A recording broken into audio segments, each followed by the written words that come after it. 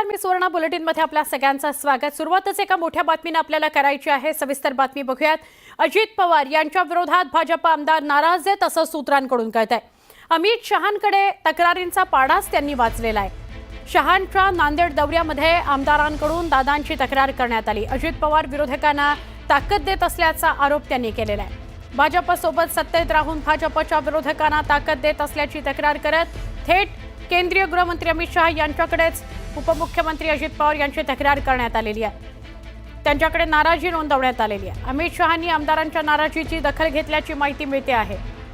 अजित पवार यांच्या विषयी तक्रार करण्यात आलेली आहे अमित शहांकडे। आमचे प्रतिनिधी राहुल जोरी यांच्याशी आपण बोलूया।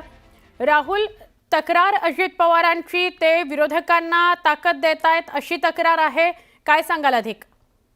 सुवर्णा, उपमुख्यमंत्री अजित पवार यांच्या कामाची पद्धत हे यामुळे वारंवार ते चर्चेत येतात आणि याचमुळे भाजपच्या काही आमदार आणि मंत्र्यांनी थेटपणे अमित शहा यांच्या दरबारातच अजित पवार यांच्या विरोधात तक्रारींचा पाढा जो आहे तो वाचल्याची माहिती जी आहे ती न्यूज 18 लोकमतला कळते। 2 दिवसीय दौऱ्यामध्ये अमित शहा यांच्या सोबत नांदेडमध्ये एका कार्यक्रमात थेटपणे अजित पवार यांच्या विरोधात जाहीर तक्रार करण्यात आली। इतकंच नाही तर 2024च्या विधानसभा निवडणुकीमध्ये भाजप आमदारांच्या विरोधात पराभूत झालेल्या उमेदवाराला अजित पवार सत्तेच्या माध्यमातून ताकद देत असल्याची तक्रार जी आहे ती करण्यात आली। येत्या काळात स्थानिक स्वराज्य संस्थांची गणितं लक्षात घेतली तर 3 महायुतीतील पक्ष एकत्र लढतील की स्थानिक जडणघडणीनुसार तिथल्या युती आघाडी ज्या आहेत त्या ठरल्या जातील। मात्र अशा वेळी स्थानिक स्वराज्य संस्था तोंडावर असताना स्थानिक पदाधिकाऱ्यांना, भाजपच्या विरोधातल्या स्थानिक पदाधिकाऱ्यांना ताकद देण्याचं काम जे आहे ते अजित पवारांकडून होतंय आणि हे ताकद देत असताना अर्थातच उपमुख्यमंत्री असल्यानं, अर्थमंत्री असल्यानं मग निधी देण्याबाबतीत गोष्टी असेल, त्यांची कामं मार्गी लावणं असेल आणि त्यांना ताकदीनं येत्या स्थानिक स्वराज्याच्या निवडणुकीसाठी तयार करणं असेल, अशा सगळ्या तक्रारींचा पाढाच जो आहे तो अमित शहा यांच्यासमोर अजित पवार यांच्याबद्दल वाचण्यात आला। एकंदरीत बघितलं तर भाजपच्या या आमदार आणि मंत्र्यांच्या तक्रारीची दखल ही अमित शहा यांनी स्वतः घेतली असून आता अजित पवार यांच्या बाबतीत नेमकं कशा पद्धतीची भूमिका अमित शहा घेत आहेत हे पाहावं लागेल। मात्र भाजपच्या साथीनं सत्तेत आल्यानंतर राष्ट्रवादी महाराष्ट्रामध्ये कुठलाही महायुतीत अंतर्गत वाद वाढू नये याकरता अमित शहा हस्तक्षेप करतात का, दखल घेतात का, हे बघणं महत्त्वाचं आहे। मुंबईमध्ये भाजपचा उद्धव ठाकरेंना मोठा धक्का आहे। मुंबई महापालिका निवडणुकीच्या तोंडावर पार्श्वभूमीवर ठाकरेंना हादरा बसतो आहे। उबाठा शिवसेना प्रणित कामगार संघटनेतील सदस्य भाजपत आलेले आहेत। कामगार संघटनेतील 1,500 सदस्यांनी भाजपमध्ये प्रवेश केलेला आहे।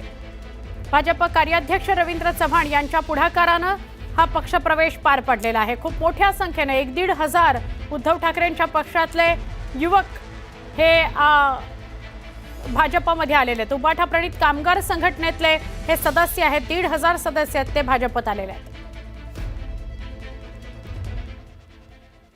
राज्य सरकारमधील कॅबिनेट मंत्री आणि छत्रपती संभाजीनगरचे पालकमंत्री संजय शिरसाट यांच्या मुलावर एका विवाहित महिलेनं अत्यंत गंभीर असे आरोप केलेत। संजय शिरसाट यांचा मुलगा सिद्धांतवर फसवणूक, मानसिक आणि शारीरिक छळ केल्याचा गंभीर आरोप करण्यात आलाय। छत्रपती संभाजीनगरमधील वकील चंद्रकांत ठोंबरे यांच्या मार्फत महिलेनं सिद्धांत शिरसाट याला कायदेशीर नोटीस पाठवली आहे। मानसिक, शारीरिक छळ, फसवणूक, धमकी, हुंडा या प्रकरणात गुन्हा दाखल करण्यात यावा अशी मागणी करण्यात आली आहे। तसंच सिद्धांत शिरसाट यांनी मला आत्महत्येची धमकी देऊन ब्लॅकमेल देखील केले। तसंच धमक्या देऊन माझ्यावर लग्नाकरता दबाव टाकण्यात आला। सिद्धांतच्या भावनिक आश्वासनावर विश्वास ठेवून मी लग्न करण्याचा निर्णय घेतला असा आरोपही त्या महिलेकडून करण्यात आलाय।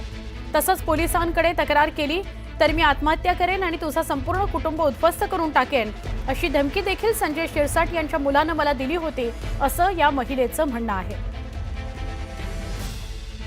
महिलेनं काय काय आरोप केलेत सिद्धांतवर ते बघूयात। सिद्धांत शिरसाटवर महिलेचा मानसिक छळ केल्याचा आरोप, फसवणूक आणि धमकीचा आरोप। मला फोन करू नकोस नाहीतर सगळं कुटुंब संपेन अशी धमकी। पोलिसांकडे गेलीस तर आत्महत्या करेन अशी धमकी। लग्न केलं नाही तर आत्महत्या करण्याची धमकी। दोघांची ओळख झाल्यावर वारंवार शारीरिक संबंध। चेंबूरमधील फ्लॅटवर वारंवार भेटीगाठी झाल्या. 14 जानेवारी 2022ला बौद्ध पद्धतीनं लग्न केलं. सिद्धांतनं महिलेचा जबरदस्ती गर्भपातही करून घेतलाय अशी माहिती आहे. असा आरोप ती महिला करतीये. चेंबूरच्या फ्लॅटमध्ये राहण्याकरता जबरदस्ती संभाजीनगरमध्ये येण्यास सुद्धा मज्जाव.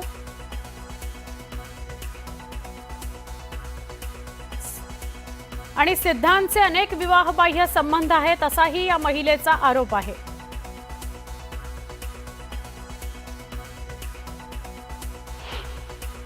रिव्हॉल्व्हरची गोळी लावण्याचा फोटो दाखवणे, असे इमोशनल ब्लॅक केलं, शारीरिक छळ केला, मानसिक छळ केला आणि तिला आकलून दिलं. आणि औरंगाबादला त्यांनी कधी, संभाजीनगरला कधीच फॅमिलीसह वडिलांबरोबर इथं कुठं येऊ दिलं नाही त्यांना. आणि तिथंच राहा, नसता औरंगाबादला जर संभाजीनगरला आली तर तुझं टंगडं तोडू, ते करू, असं त्याला धमक्या दिल्या. आता आम्ही त्याला कायदेशीर नोटीस दिलेली आहे सिद्धांतला, की 7 दिवसात तू नांदायला घेऊन ये. नसता आम्ही तुमचा महिला अत्याचार कायदा आणि जे छळवणूक केली त्या संदर्भात आणि तिच्या स्वतःच्या मेंटेन करण्यासाठी त्याचं सेपरेट 3 केसेस दाखल करणार आहोत.